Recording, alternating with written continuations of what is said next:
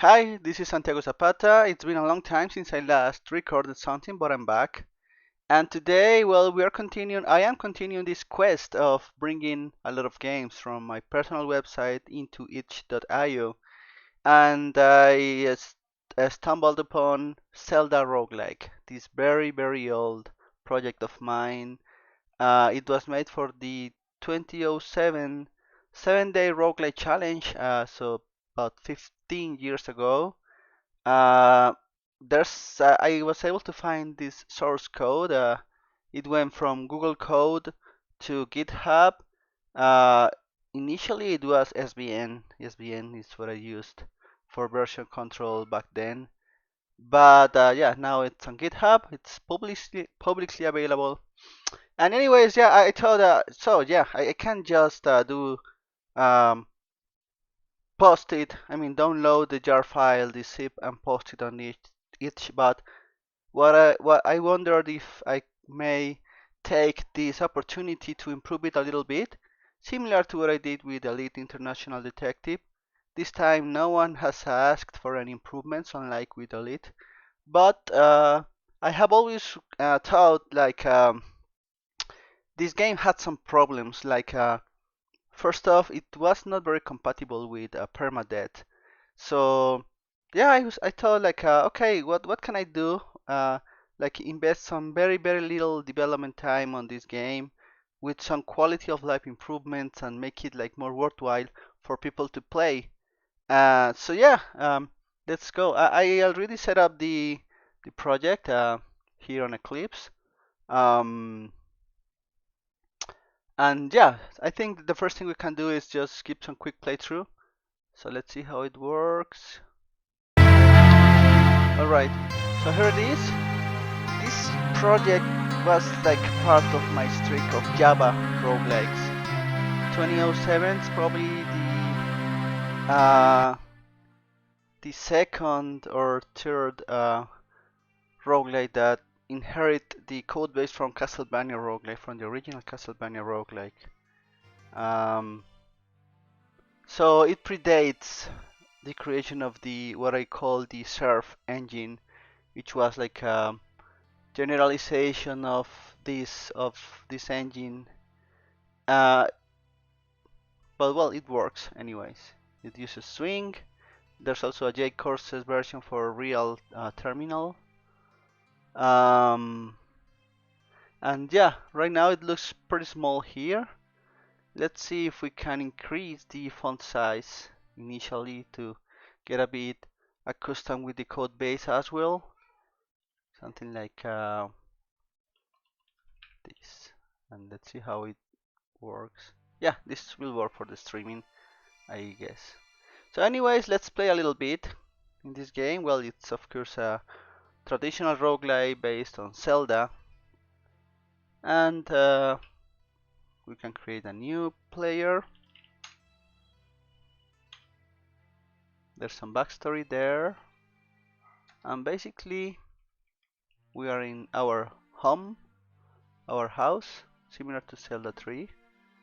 And there's a note here. I will be here waiting for you. Cryptic note. Red potion. Grab it. We have an inventory. Space to continue. And then we are in the overworld. So this is one of the best parts, I guess. I think that this project has two good parts. First one is the overworld generator. It's procedural. And of course the dungeons. The problem is that you don't get to enjoy the overworld because when you die, well, it's permadeath and it's pretty easy to die. So it's not very enjoyable. As you can see, there's some ranged combat here, similar to Castlevania roguelike. So you can go, well, this is the house, Link's house, and we can go and try to find a dungeon. There's also no guidance at all, so the player doesn't know that he must look for the forest. I mean, there are no hints of any kind, so that's a bit harsh on the player, I guess. We're being attacked by a Sola. That's the kind of monsters that dive, I guess, that you can find in the Zelda games. I just took a quick look at the source code, and well, it's pretty ambitious. There's a lot of things that I tried to cover back on 2007. Um, but yeah, I don't think a lot of people got to enjoy this game, especially because, well, it was Java and back then it was not that accessible, but also because of some stuff with the playability and how harsh it was with the permadeath.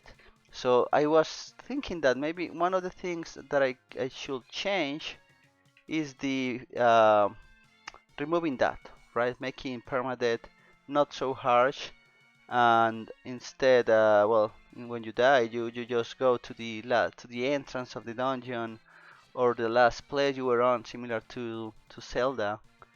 I've been roaming for a little bit here, and I haven't found any sign of any dungeon. There's also some stuff here that is not very clear, like there's like shallow and deep water, and you can only initially, if you don't have some item, you cannot go through the deep water. But it's not very clear here because it's just like a different hue of blue. That may be something to improve as well. And yeah, I think what I want to do is like gather a list of um, quick improvements that we could do. Like, well, first off, remove permadeath maybe. A small change, but with a big impact on gameplay. Change icon or color for the deep water. Add some guidance for the player. Well, this is super wide, right? Like this can be a lot of things, but at least I don't know. Like for the player, tell him to go and find X dungeon or and give them some general directions because else you're just like roaming around randomly. Uh, Directions, I believe maybe we can, what we can do here is thematically it can be like getting some telepathy, I don't know how to say that, like some messages, mind messages similar to Zelda 3. um, what else? Also, yeah, we also need some guidance for the uh, game systems, because I don't believe that it's explained. There's some kind of prologue, but there is no tutorial. There's no readme. There's no help page. There's a help page, but it's not just the commands. It's not very clear on how, for example, the ranged attacks work. So I'm about to die here. And I did not even get to the first dungeon, and this entire overworld will be wasted because of that, and I don't believe that's good. I just died.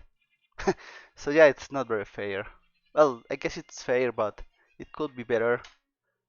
I was killed, and then I create a new game, link to,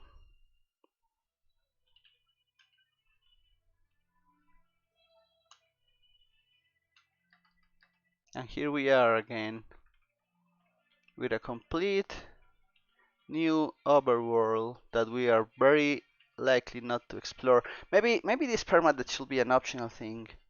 That could be like a reasonable middle ground, I guess. Also, I'm not sure, but I think it's fairly easy to find a strong enemy, like a stronger that you can handle, um, and die if you roam like very carelessly. Heart container. I cannot reach it because I believe I need to use some item. Another heart container that I cannot reach because it's high on the mountains. So yeah, I was talking about the ranged. Oh, I was. How do you say that? Like surrounded here. I'm going to die. Nothing I can do. Unfair again. Link 3. I want to at least reach a dungeon.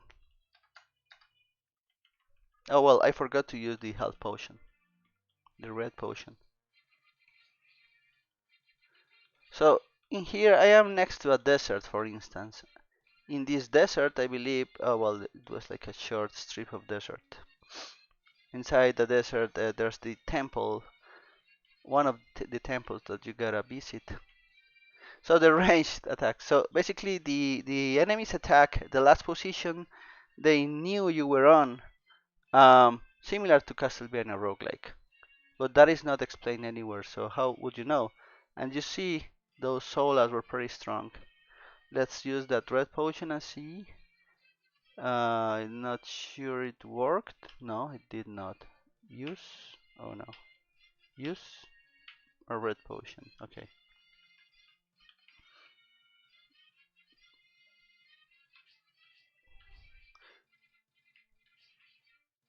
The crow. P hat.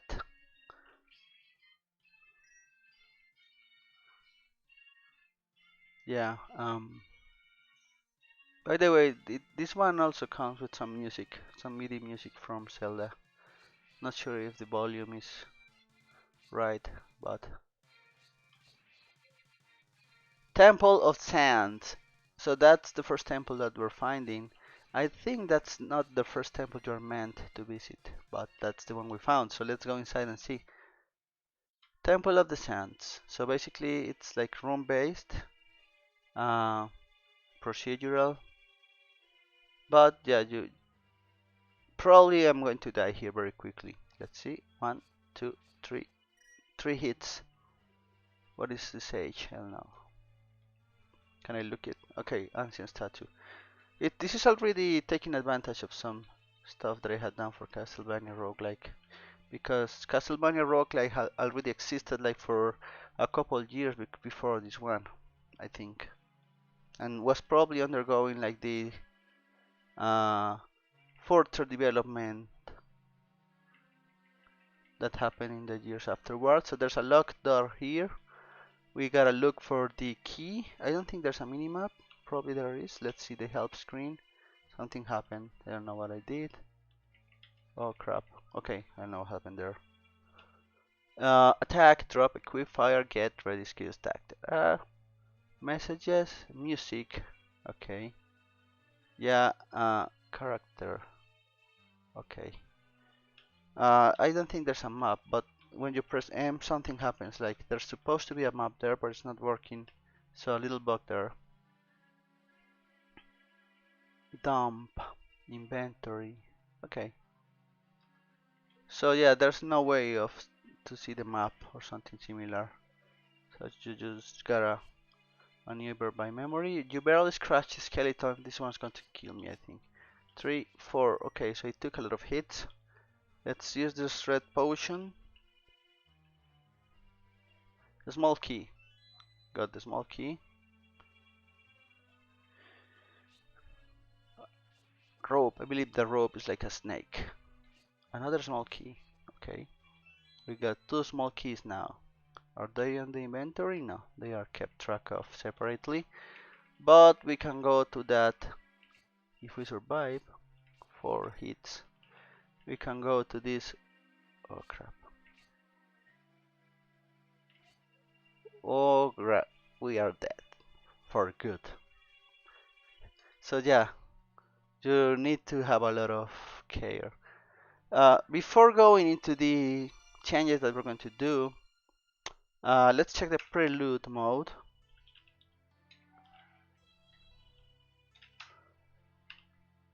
Basically, in the prelude mode, you start in a dungeon, and I don't remember why or why how it's what's supposed to add to the experience, because it's not really teaching you anything other than like the way dungeons work. I guess we got the master key here. It's like a very tiny dungeon, and we can, let's see, we have, no, we don't have a healing potion. We just use the master key there, but we're going to die. We died. we died in the prologue, in the prelude. So yeah, anyways, it has some rough spots, but I think with some small changes, it may be much more enjoyable. Of course, doing a full-fledged onboarding will take some time and some design, but yeah, we can at least try doing some stuff. So permadeath, this is the biggest thing. Okay, so let's go with the smaller thing first. Change the icon or color for the deep water, and open type. So there's should be something like cells, yeah. And then we got uh, let's see, water, shallow water, and so the lines 5 and 64 are water. But how does it know if it's shallow or not? I believe shallow water is just walkable. It's not water at all. It just looks like water. Whereas 5 water and 64 lake are indeed water. So we gotta check the appearances for this. I wonder, maybe we can do like a dash for the shallow water and leave the curly thing for the deep water. In that case, what we can change is the where was it? This shallow water here. Let's go and find the appearance for shallow water, and there's probably an XML file or a Java file with the appearances. I believe at this point of time it was probably hard coded somewhere. Let's see if there's a appearance factory, probably here. No, but it so where is it? Add definition here. Let's see, where is it referenced? Initialize appearances, char appearances. Here they are. So let's look for the shallow water. It's currently blue, whereas the water is dark blue. So let's change this to equal. Let's see if there's a conflict with something else. So the carpets are equal. Dash. Let's see if there's something that's already a dash. No. Okay, that works better, I think. And let's let the water be just blue. We don't need the distinction of color right now. I believe there's also pool. No. Let's look for design. Forest temple water is teal, sand is yellow, lake is dark blue. Let's make this blue so that it looks better, like a better contrast. There's lava. There's a lot of stuff. I mean, if you see this, there's a lot of content that people is just unable to see because of the permadeath. So we'll get to that. Let's save all here. Not all, not this plan. Well, let's save this here. Plan tweaks.txt, and let's see how these new tiles look.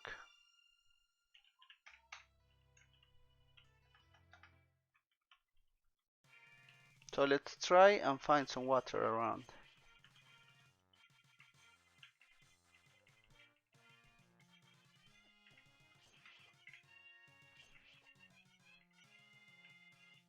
Another thing that maybe I should improve is the actual font that we're using. Okay, so if you see here, it's now much more clear, like where you can walk and where you cannot. I like it. Yeah, that works. So I think what we should do is prioritize, and we already did that change to change the color of the swallow water. I believe we should focus on removing the permadeath, and also allowing the player to somehow set the font size, because else, well, they will not be able to play. And then we can consider this, but yeah, I think this guidance is not easy. The players will still have some hard time, but maybe that can be aided or helped by adding some more instructions somewhere. So Let's work this one, removing permadeath. So I believe what we can do is, let's see where the player dies. So let's check the player class. Die. Check death. Die. So there's this die method. Where is it being used? So in here, we should not die like this. This die is from the base actor class, and that's the thing that removes the player from the list of beings and stuff. I wonder what we should do, because you know in here we don't have like any state handling. We don't have a stack that we can use like to go back in time. And we should also introduce some kind of penalty in any case for dying. Maybe a very harsh thing like losing a heart container if you have more than 3. That's probably going to be a tough penalty. So lose a health container, lose a heart container, and just return to the entrance of the area you were in. Yes.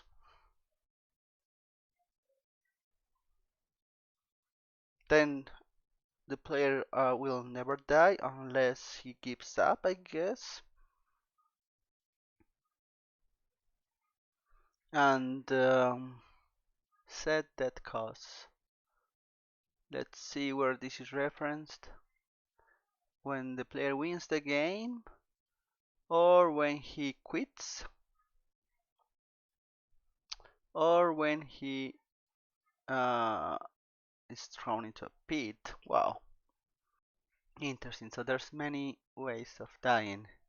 I believe we should check into this thing. This tells us. Oh, interesting. So we gotta intercept all of these places, not just the check that one, because this is when a monster hits you, but it seems like there's many other ways of dying. So I believe what we can do, like the cleanest way we can fix this is catch this handling of this event and probably ignore this, not call the die function here.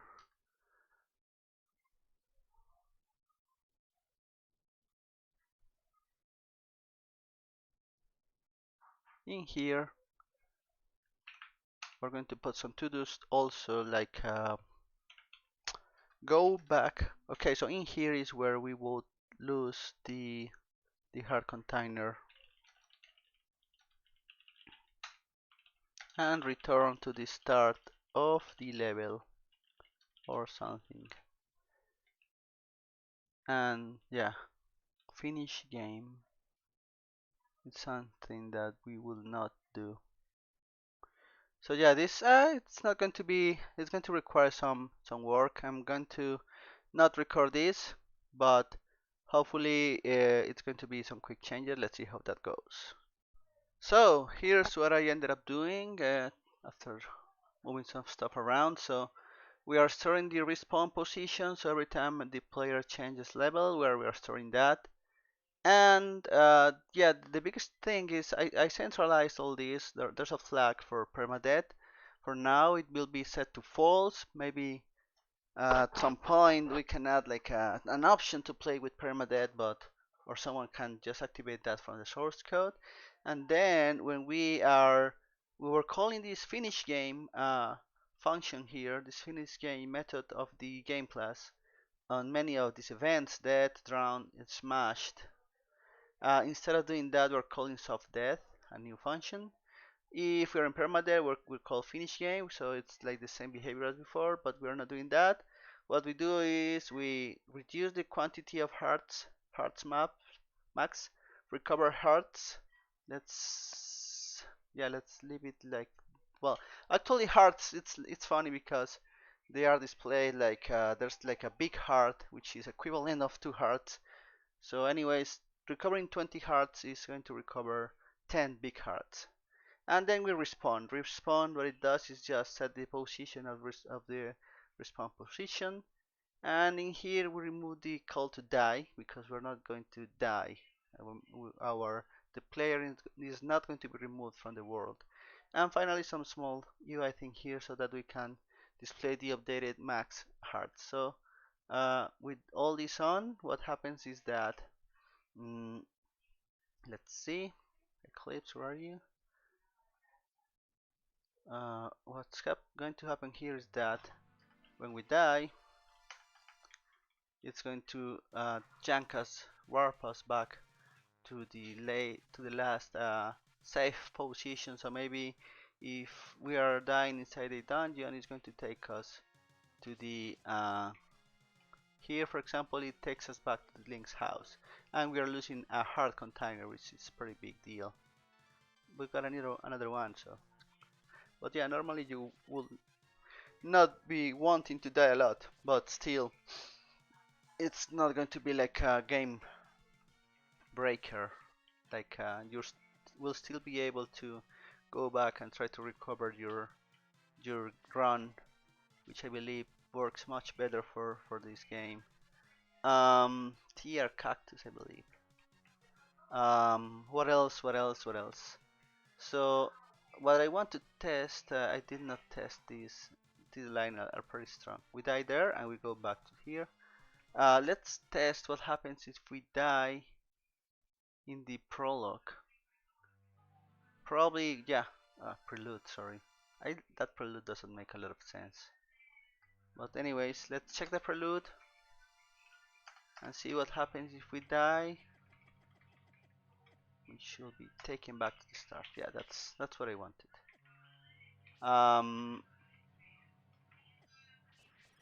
Master key. Game over, but we come back here, but we are losing these hard containers. And in here we have a shade of light. Let's see how that works here. Can we kill it? We died, but we get taken back here. Let's try to kill it. And yeah, there's like some event, whatever. Oh, there's an error here. Key pressed. Null pointer. Oh, looks like not very something that we should handle. Link house. Okay, it's working great. So that's one of the biggest things that I wanted to change for years. Removing permadeath from ZeldaRL so that it's much more enjoyable. Now I'm going to commit this and take a look at improving the actual display so it looks a bit better. Alright, so after some looking around trying to find the best way to do this, what I ended up doing, it was actually fixing the way that the font was being set, so that well, this uses something like a graphics buffer, and the font for that graphics buffer was not being updated, neither the font, the size of the font. So anyways, that's fixed, and the result is that the it will change. I just noticed another. Oh no, that's not a bug. That's another. That's a bug. We will ignore that. That did not happen. Anyways, if you resize it, maybe we should not ignore it. Yeah, it's like it's not cleaning of like stuff. So once the font is certain size and it's smaller afterwards, it's not cleaning correctly the previous thing. I can fix that, but yeah, basically it's now working responsibly. So if you resize or you maximize the window, well, it's going to be readable. You can also now set it on this file, this configuration file, to any other font you want, so that the default, instead of using the default monospaced font, and also I removed this default from Courier New, which is not really a good option for roguelikes, I believe. So yeah, I will go ahead and fix that bug, that display bug, so that the it's cleaned correctly. And I believe I'm going to ship it. So yeah, take a look at the game if you want. It's a very old game, but I believe with these changes that I did, it should be a bit more enjoyable. Thank you for watching, and I will see you soon.